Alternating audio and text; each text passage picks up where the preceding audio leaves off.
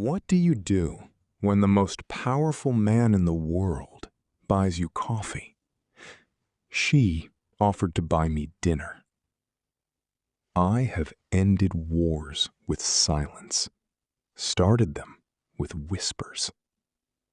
But I couldn't figure out how to tell one woman that I loved her. So I gave her a ring and hoped she'd never take it off. She didn't. And now I owe her the truth. There are two things no one knows about the Silent King.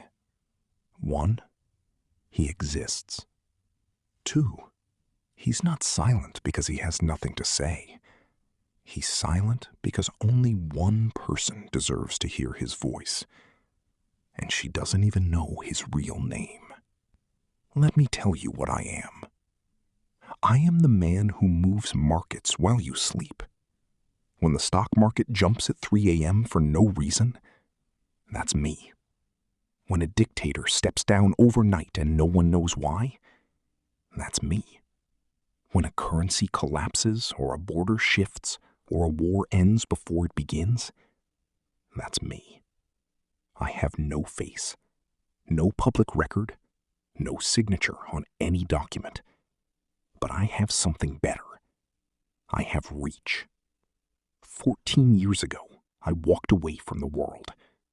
I built a control room under a mountain. I hired people who don't exist on paper. I created an algorithm that predicts human behavior better than humans can. And then, I disappeared. Governments have tried to find me. Agencies have dedicated entire departments to identifying me. They call me the Silent King because I haven't spoken a public word in 14 years. But that's not why I'm silent. I'm silent because no one has ever asked me the right question. Until her. She didn't ask about power. She didn't ask about money. Her card was declined. I paid for her coffee. She wanted to thank me. She said, "Let me buy you dinner sometime." And I said, "How about you marry me instead?" She laughed. She thought I was flirting. I wasn't. But I let her think I was. Because if she knew I was serious, she would have run. And I couldn't let her run. Not before I knew her voice. Not before I heard her laugh again. She doesn't know. She thinks I'm a consultant. She thinks I work odd hours. She thinks the ring I gave her was a flirtation. It wasn't.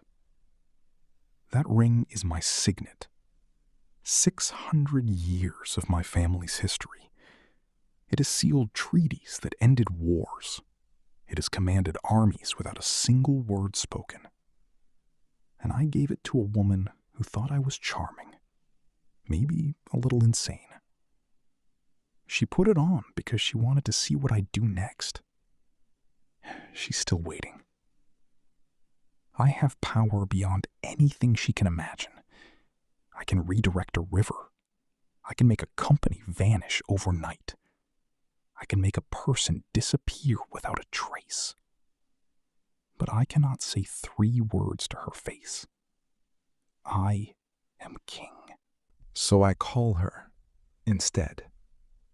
Every night at 2:17 a.m. Not because I have something to say, because I need to hear her breathe. That's the only peace I have, the only silence that matters. She thinks our calls are just 2 people catching up. She doesn't know that when I say goodnight, I'm ending wars. That when I ask about her day, I'm rerouting economies. That her voice is the only thing that makes me remember I'm human.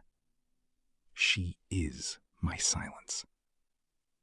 And tonight, my silence breaks. Before I tell you about the ring, let me tell you about my life. I work at a marketing firm. Nothing fancy. Open floor plan, bad coffee, a printer that jams every Tuesday like clockwork. My desk is by the window. I have a plant that refuses to die no matter how many times I forget to water it. My coworkers are loud. They talk about reality TV and which restaurant has the best brunch and whether Sarah from accounting is actually dating that guy from logistics. I know too much about Sarah from accounting. I have a best friend named Chloe who sends me voice notes that are 11 minutes long. I have a landlord who fixed my leaky faucet in one day and acted like he'd won an award. I have a life. A small one, a comfortable one. And every night at 2:17 a.m., I talk to a man I barely know. I tell him everything. I tell him about the printer jamming. I tell him about Sarah from accounting. I tell him about Chloe's 11-minute voice notes and how I love her, but please, God, stop. He listens. And then he says something that stops me cold.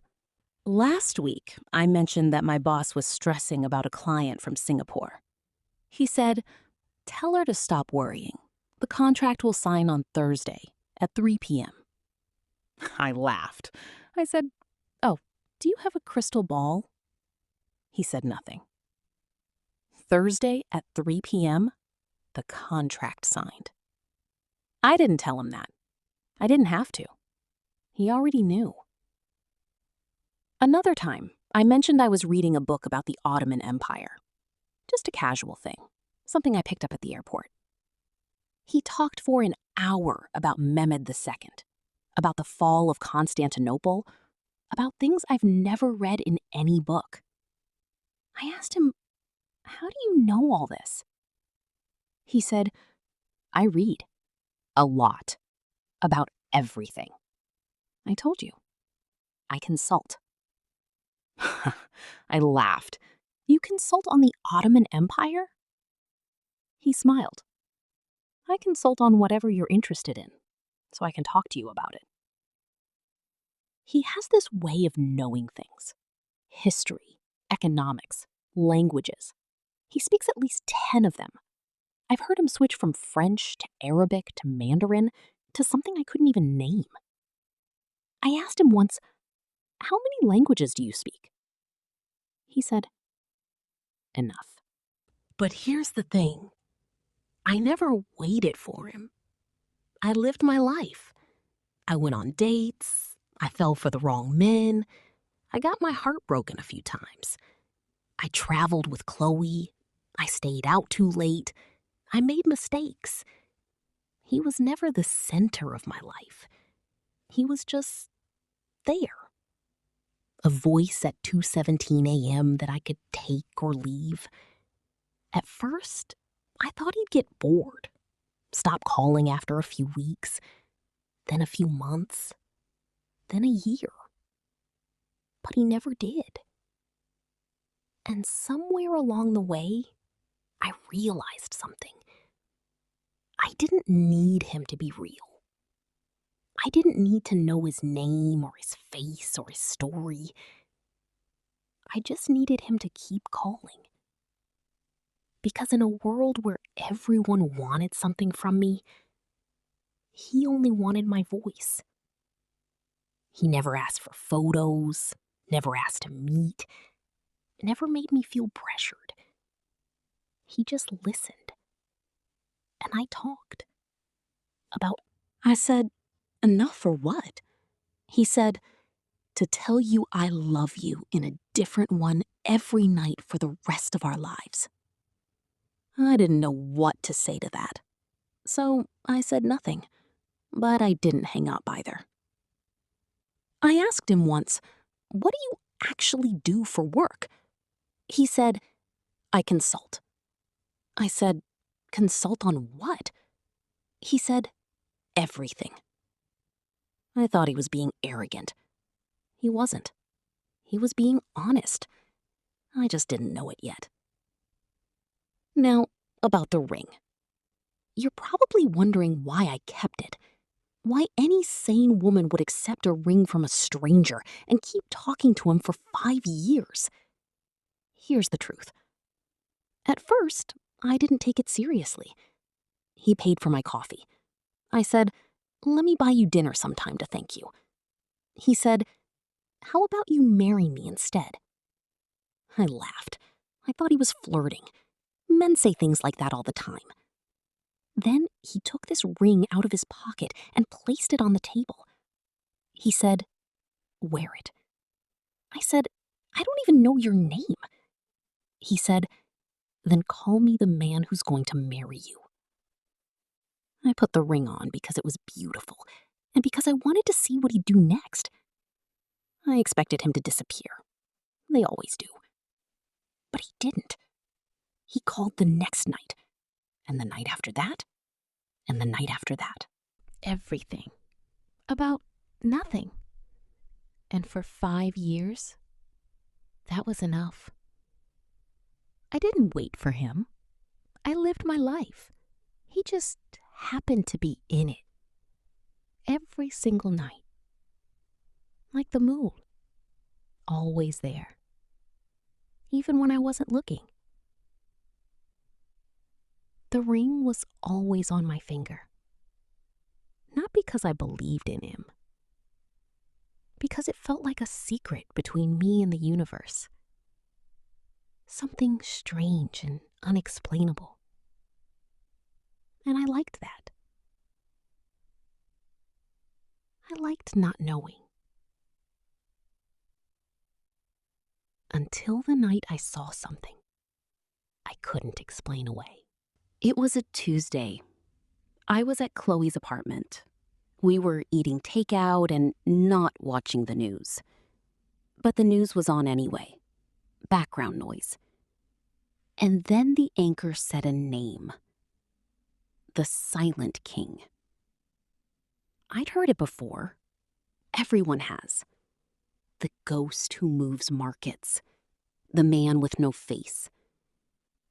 I thought it was a myth. Something bored people made up to feel like the world was more interesting than it is.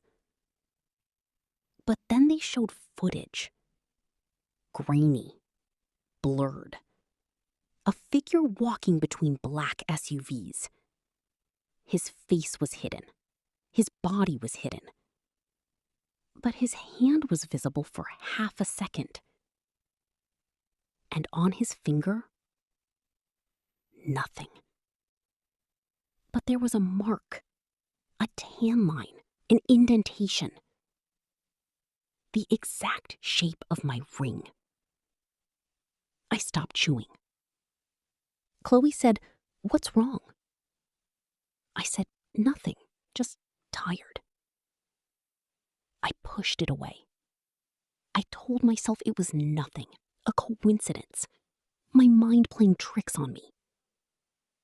People don't just give away signet rings from ancient families.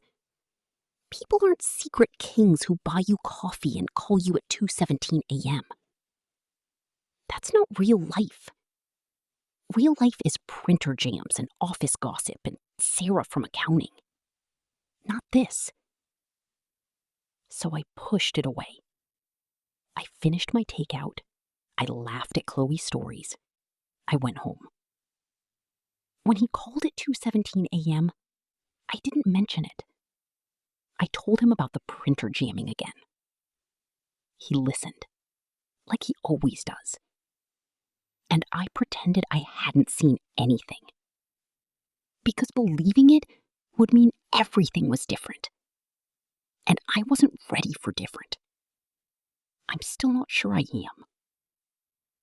But the universe doesn't wait for us to be ready. Looking back, I should have known. He sent me things over the years. Not grand gestures. Nothing that screamed king. But things that made me wonder. Year 1. I came home to a first edition copy of my favorite book from college. I'd mentioned it once. In passing. On a phone call at 2:17 a.m. He remembered. There was no note. No return address.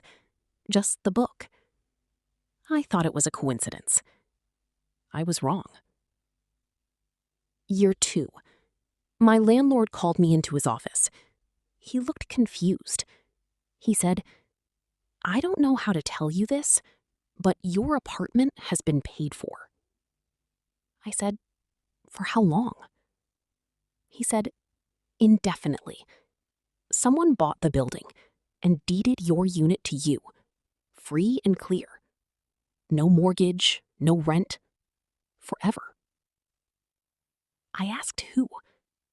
He said the owner was a shell company from a country he'd never heard of. I called him that night. I said, "Did you buy my apartment building?"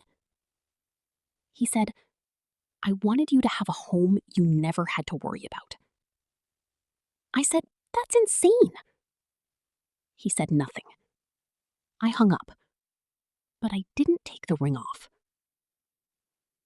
Year 3. A box arrived on my birthday.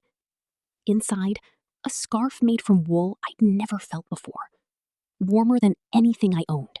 Softer than anything I'd ever touched. The card said, "For the winters you don't know are coming." I still have that scarf. I'm wearing it right now.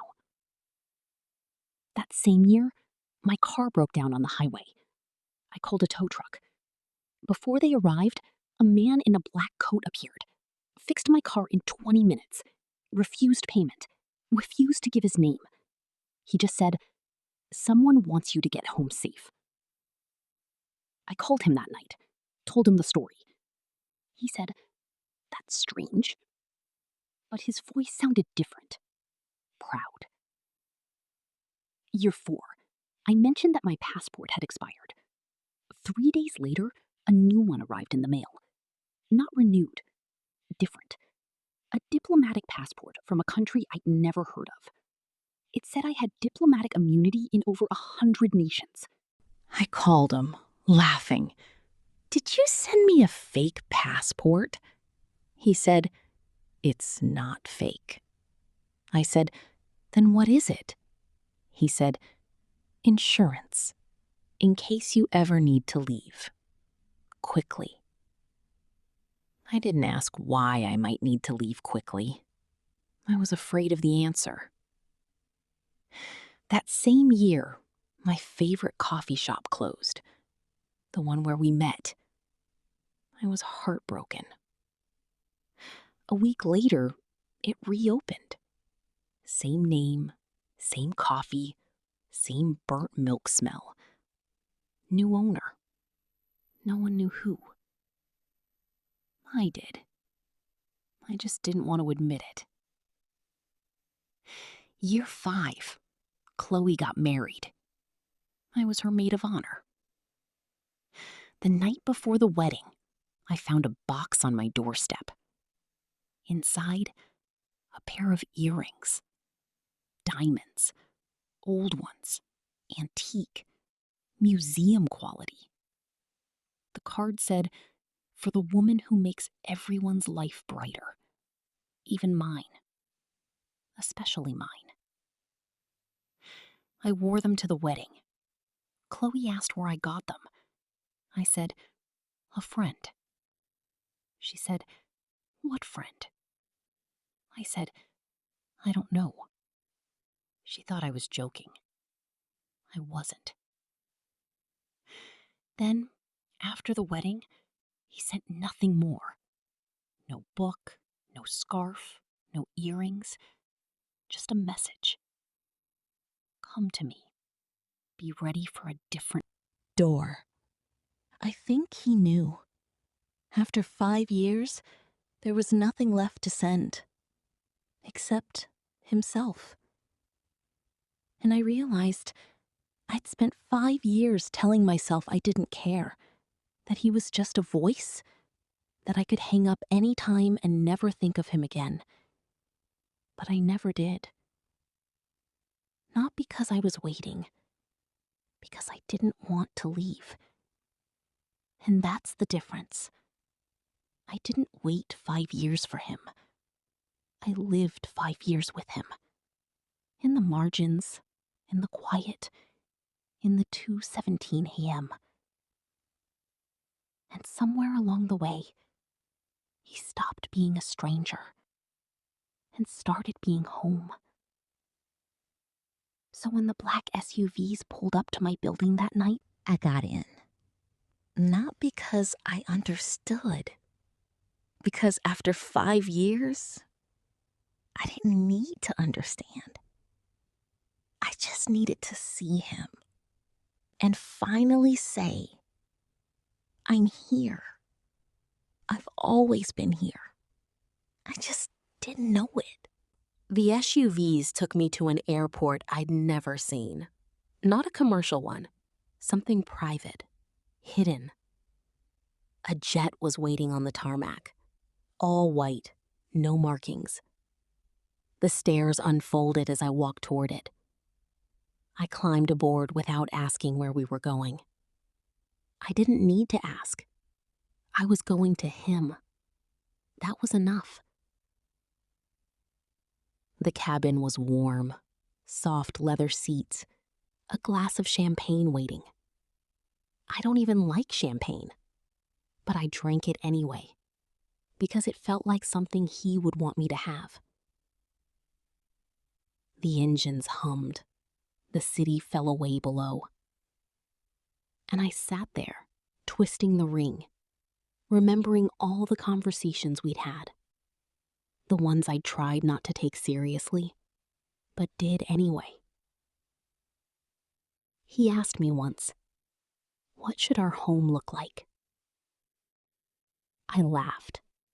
I said, our home? You're already planning our home?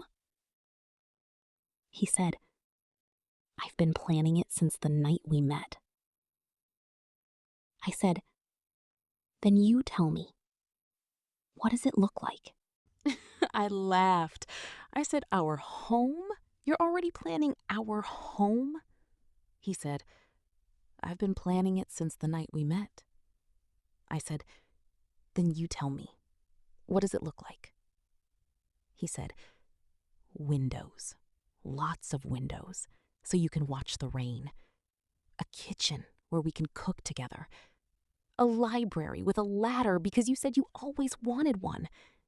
And a garden. Somewhere you can plant things and watch them grow. I said, that sounds like heaven. He said, it will be when you're there.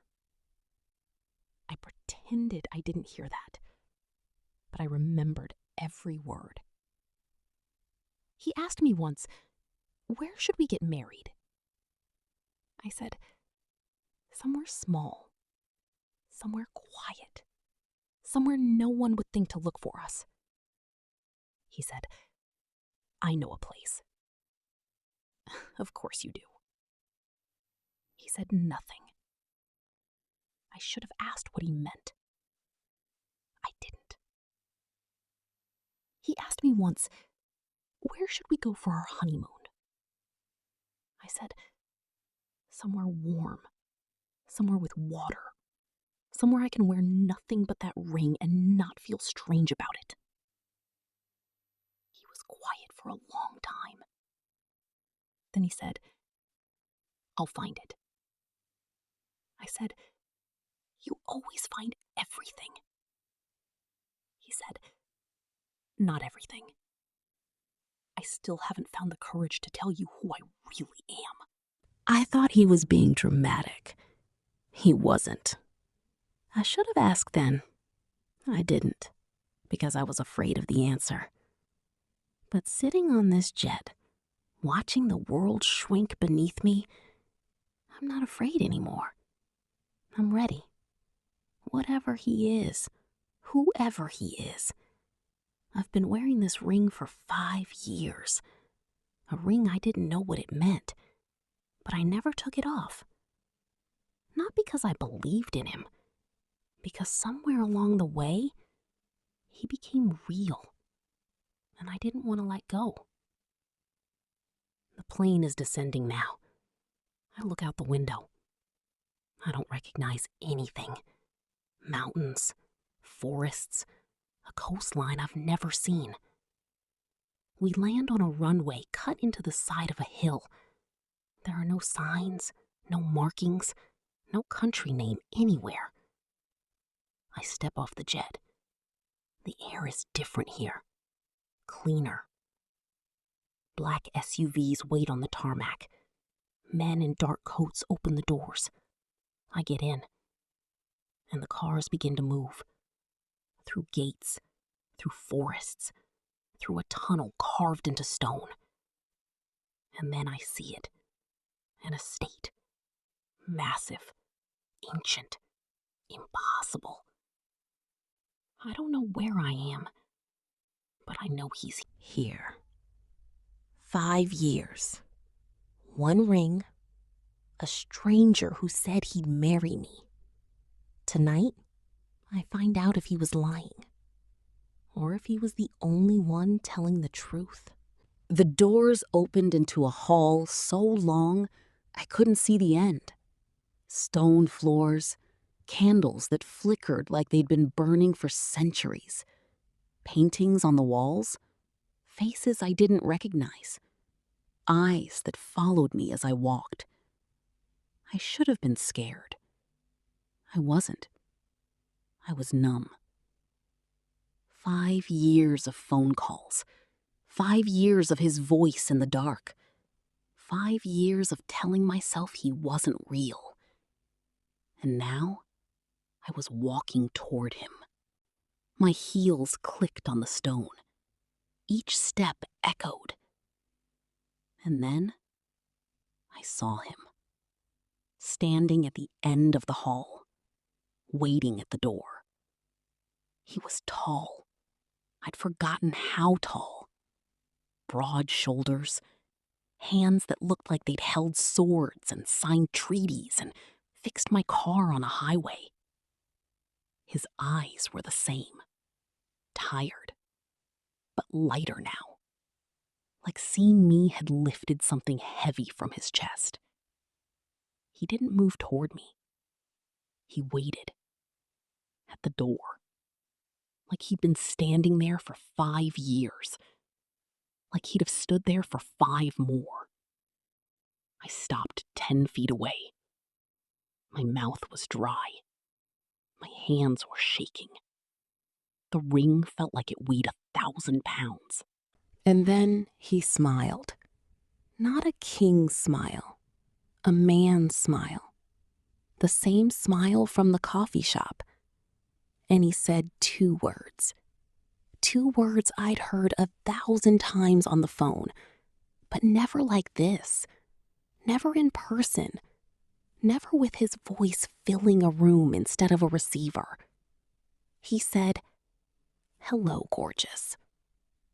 And the world stopped. Not because it was romantic, because it was real. For 5 years, he'd called me that. Gorgeous, beautiful, my queen. Words I'd dismissed as flirting. Words I'd laughed off. Words I told myself didn't mean anything. But standing there, hearing them leave his mouth, watching his lips form the sounds, I knew. This wasn't a dream. This wasn't a fantasy. This was real. He was real. And I had no idea what to say. I opened my mouth. Nothing came out. I tried again. Nothing. 5 years of talking every single night. And now I couldn't speak a single word. He didn't seem to mind. He just looked at me. At the ring on my finger. At my face. And he smiled again. Softer this time. "You're tired," he said. I nodded. I couldn't do anything else. "Come," he said. "Let me show you to your room." He didn't reach for my hand. He didn't try to touch me. He just walked beside me. Close enough that I could feel the warmth of him. far enough that I could breathe. We walked through more halls, more stone, more candles. Up a staircase that curved like a spiral shell. Past windows that looked out onto mountains I didn't recognize. He stopped at a door, carved wood, old, beautiful. He opened it, and I stepped inside. The room was larger than my entire apartment. A bed that could fit 4 people, windows that faced the stars, a fireplace already burning, and a woman standing by the wardrobe. A maid. She bowed her head when I entered. "Whatever you need," the woman said. "Clothes, food, bath. Just ask." I couldn't ask for anything. I couldn't speak. I couldn't think. I just stood there. Him in the doorway, the maid waiting, the fire crackling, and my brain had stopped working. "I'll leave you," he said softly. "Rest. We have time." He closed the door, and I stood there, alone, in a castle, in a country I'd never heard of, wearing a ring I didn't understand, having just seen the man I talked to every night for 5 years, for only the second time in my life. The maid said something. I didn't hear her. She said something else. I shook my head. She pointed to the bed. I nodded. She left. And I sat down on the edge of that enormous bed. I looked at the ring. I looked at the door he'd walked through. I looked at the fire. And then I lay down, fully dressed, shoes still on, ring still on my finger. I pulled the blanket over me, and I slept. Not because I wasn't hungry. They'd brought food. I saw it on the table. Not because I wasn't curious. I had 1,000 questions. I slept because I couldn't process any of it. My body knew what my mind couldn't accept. I needed to shut down, to reboot, to wake up tomorrow and see if any of this was real. The last thing I remembered before sleep took me was his voice. "Hello, gorgeous." 5 years of phone calls. And that was the first time I truly heard him. I smiled. And then I was gone. I woke to sunlight I didn't recognize.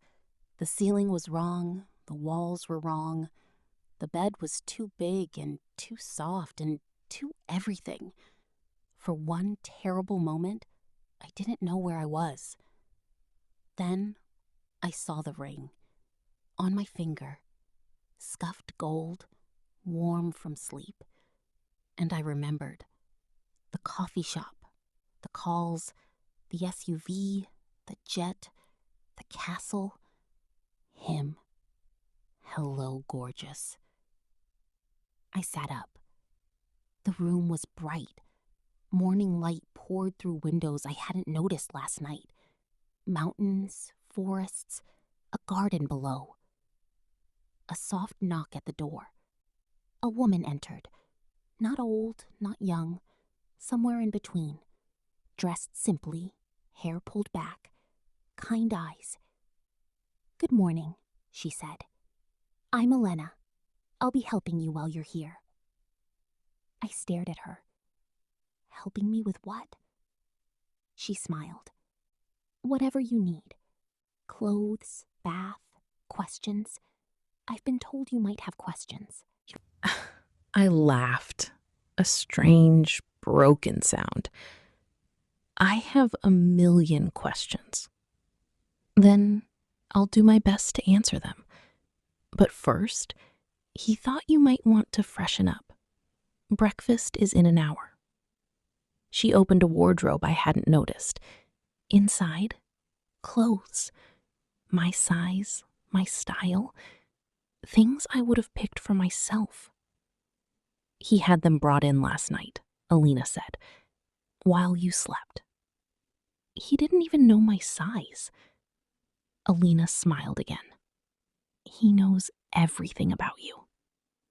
I didn't know what to say to that, so I said nothing. I let her draw me a bath. Hot water, lavender soap, things that smelled like peace. I washed off the confusion, the fear. I brushed my hair. I put on a dress I'd never seen before, but felt like mine. And then I looked at the ring on my finger. Should I take it off? Should I keep it on? What did it mean now? What had it always meant? I didn't know. So I left it on. Because after 5 years, taking it off felt like betrayal. And I wasn't ready to betray him. Not yet. Maybe not ever. Alina led me through the halls. More stone. More candles. More windows looking out onto a world I didn't recognize. She stopped at a door. He's inside, she said. Take your time. She left. I stood there, my hand on the handle, my heart in my throat. I pushed open the door. The room was small, intimate, a table by a window overlooking the garden. He was already there, and he was not the same man I'd seen last night. Last night he wore the gray sweater, tired eyes, the posture of someone waiting. This morning, he was dressed in charcoal gray, a jacket that fit him like it had been made for him, a crisp white shirt, no tie. His hair was brushed back, his jaw was clean-shaven. He looked like a king. Not the kind from fairy tales, the kind from boardrooms and battlefields, the kind who didn't need a crown to command a room. He stood when I entered. You look beautiful, he said. His voice was the same, deep, warm, familiar, but everything else had changed. He sat across from me, not at the head of the table, across from me, like an equal, like a partner, like a man who had waited 5 years to share a meal with me. The table was covered in food, eggs, bacon, fresh bread, fruit, juice, coffee, real breakfast. Something substantial. Something that said, you're going to need your strength for this conversation. Eat, he said. Please. You didn't eat last night. I wasn't hungry. You were overwhelmed. Same thing. He smiled. No, hunger passes. Being overwhelmed, that takes time. I picked up my fork. I took a bite of eggs. They were perfect. Of course they were. He watched me eat. Not in a creepy way, in a grateful way. Like watching me eat was a gift he'd been waiting for. I set down my fork. I looked at the ring, then at him, then at the ring again. Should I take this off? I asked. The question hung in the air. He didn't answer immediately. He took a sip of his coffee. Then he set the cup down. Do you want to take it off? I don't know. Then don't. But I don't know what it means anymore. It means the same thing it always meant. Which is, he leaned forward, that I'm going to marry you. I just had to become worthy of you first. I laughed, a real laugh this time. You called me every single night for 5 years, I said. You listened to me complain about a printer that jams every Tuesday. You remembered the name of my favorite book from college. You asked me what I wanted in a home, and then you built it. You waited. You just waited. For 5 years. Without ever asking for anything in return.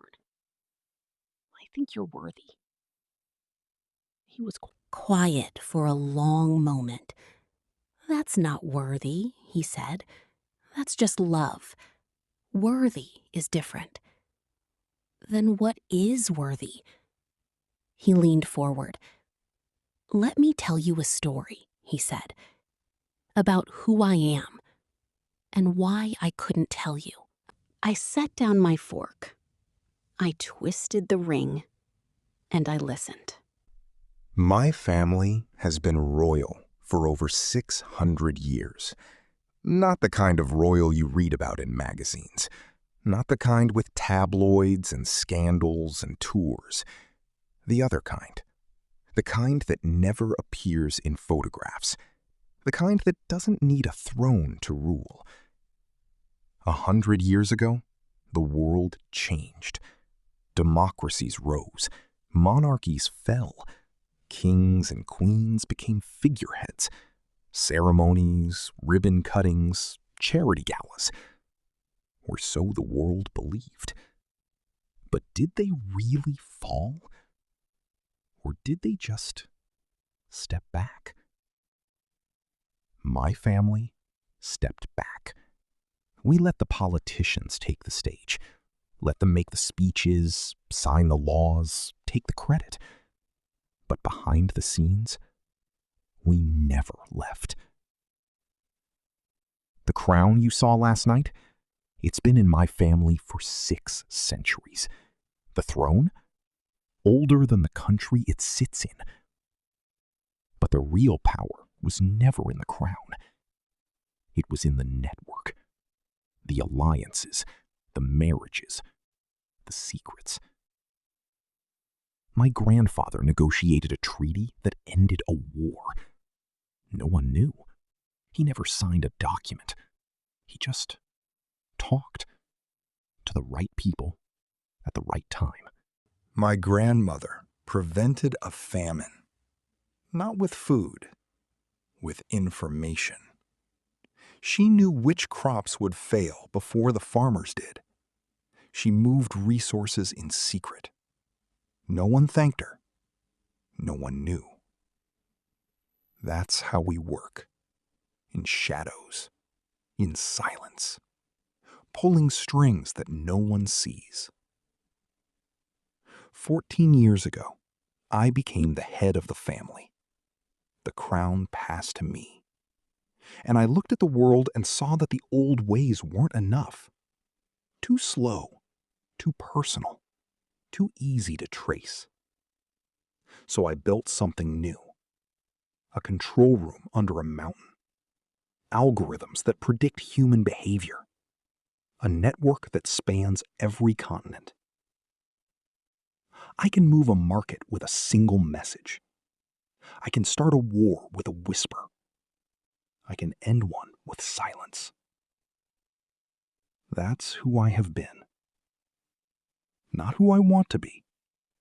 Who I have been. Because I didn't know there was another way. Not until I saw you in that coffee shop. Card declined. Embarrassed. Laughing at yourself. You offered to buy me dinner. To thank me for a $2 coffee. No one has ever offered me anything. Not without wanting something back. But you just wanted to say thank you. So I said the only thing I could think of. How about you marry me instead? You laughed. You thought I was flirting. I wasn't. I was begging, in the only way I knew how. I gave you the ring because I couldn't give you the truth.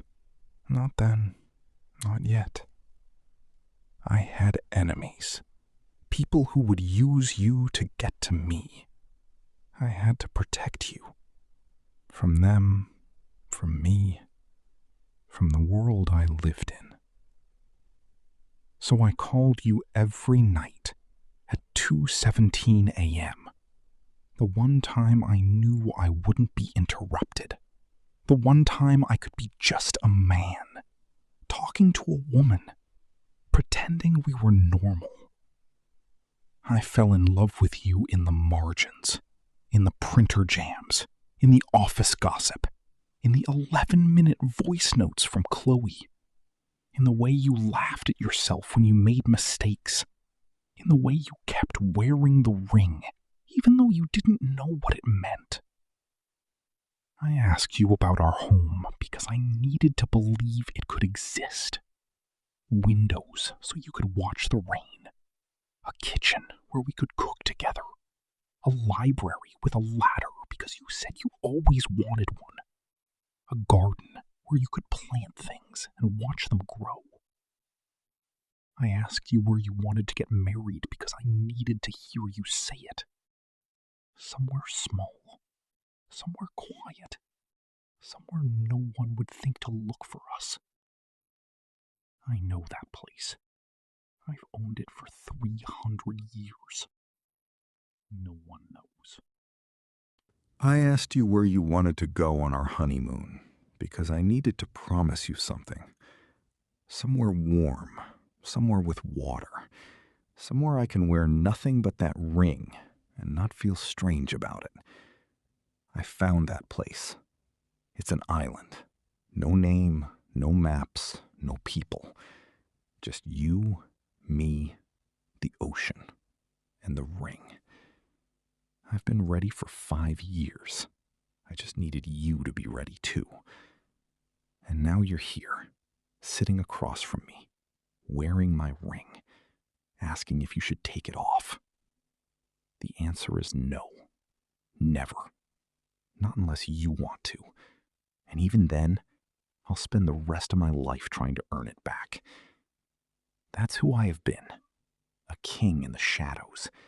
A man who moved wars with whispers. A ghost. But I don't want to be just that anymore. I want to be the man who cooks with you in that kitchen, who reads with you in that library, who watches the garden grow with you, who falls asleep next to you in that bedroom with the windows facing the sea. The crown, the throne, the power, that's just furniture. You are the kingdom. You always have been. You just didn't know it. Now you do. She didn't say yes. She didn't say no. She just looked at me. At the ring, at the garden, at the castle. Then she walked out the door, into the garden, alone. She needed time. I understood. I've waited 5 years. I can wait longer. She's still wearing the ring. That's not an answer. But it's not nothing either. They call me the Silent King. But she taught me something.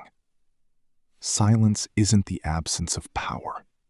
Silence is the choice of who gets to hear your voice. She heard mine.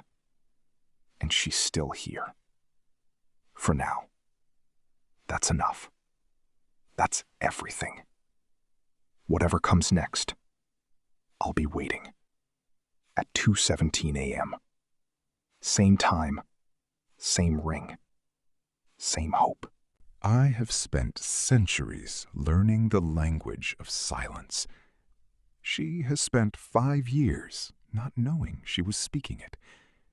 Every twist of that ring, every answered call at 2:17 a.m., every time she stayed on the line without saying a word, that was her silence, and it was louder than any army. But I know more about silence than she ever will. I know that the loudest sound in the universe is someone choosing not to leave. She's still wearing the ring. She's still in my garden. She hasn't said yes, but she hasn't said no.